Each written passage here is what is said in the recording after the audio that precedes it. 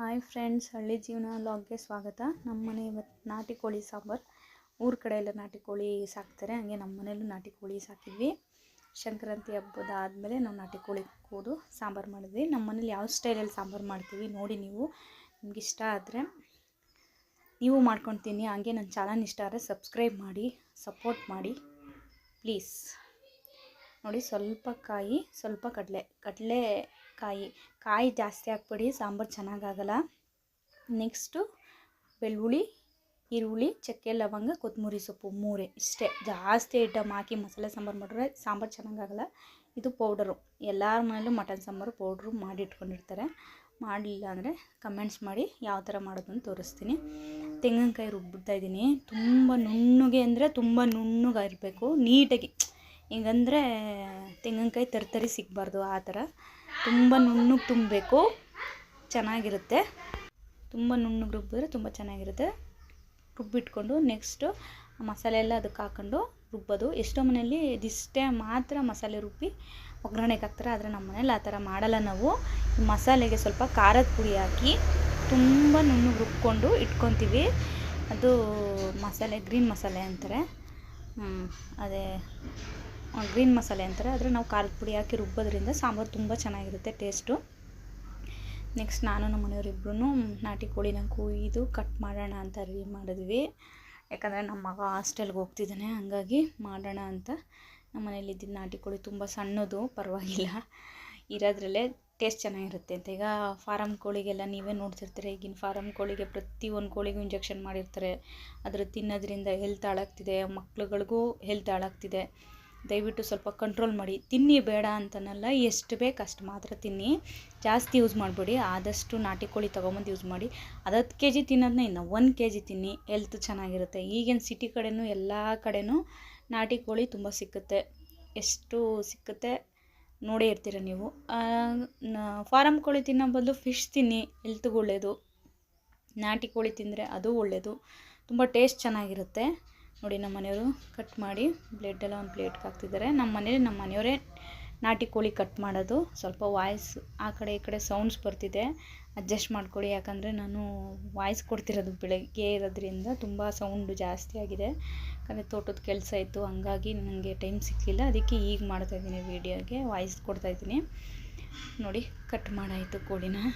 ನಮ್ಮ ಮನೆಯವ್ರಿಗೆ ಇಷ್ಟ ಇಲ್ಲ ಈ ಥರ ಕೋಳಿ ಎಲ್ಲ ಕಟ್ ಮಾಡಿ ಸಾಯಿಸೋದು, ಅಂದರೆ ಅವ್ರಿಗೆ ಇಷ್ಟ ಇಲ್ಲ. ಅವರು ನಾನ್ ವೆಜ್ ತಿನ್ನೋದೂ ಇಲ್ಲ. ನಮಗೋಸ್ಕರ ಮಾಡಿಕೊಡ್ತಾರೆ ಅಷ್ಟೇ, ಮಕ್ಳಿಗೋಸ್ಕರ ಮಾಡಿಕೊಡ್ತಾರೆ.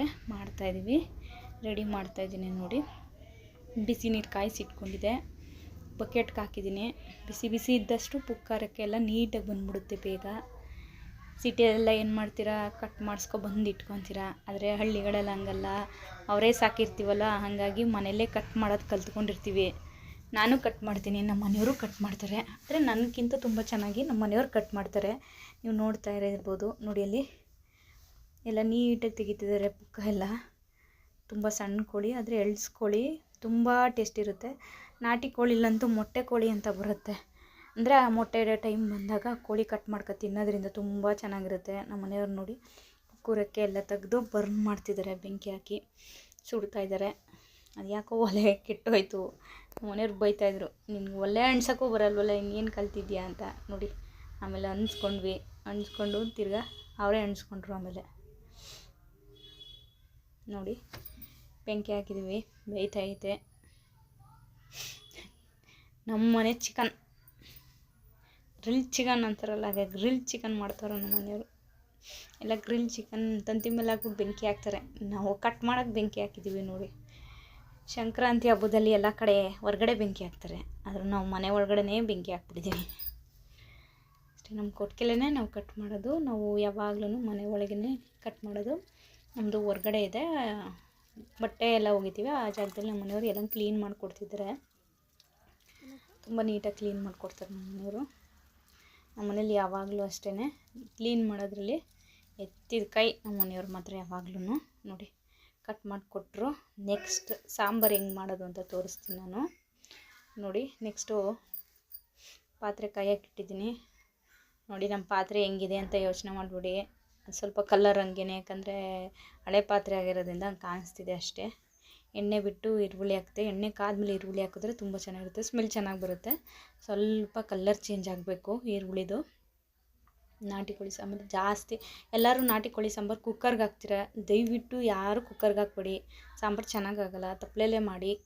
ಬಲ್ತಿರೋ ಕೋಳಿ ಆದ್ರೆ ಮಾತ್ರ ಕಟ್ ಮಾಡಿಸ್ಕೊಂಬಂದಾಗ ಗೊತ್ತಾಗುತ್ತೆ ನಿಮಗೆ ಬಲ್ತಿರೋದೇ ಇಲ್ವಾ ಅಂತ.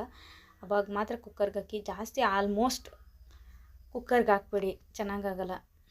ನೋಡಿ ಎಲ್ಲ ತೊಳೆದು ಹಾಕಿದ್ದೀನಿ. ಸ್ವಲ್ಪ ಕುದಿಯೋವರೆಗೂ ಇಟ್ಕೊಬೇಕು. ಸ್ವಲ್ಪ ಕುದ್ದಾಗಲೇ ಗೊತ್ತಾಗುತ್ತೆ ನಿಮಗೆ, ಕಾಣಿಸ್ತಾ ಇರ್ಬೋದು ನೋಡಿ ಕೆಳಗಡೆ ಕುದೀತೈತೆ ಸ್ವಲ್ಪ.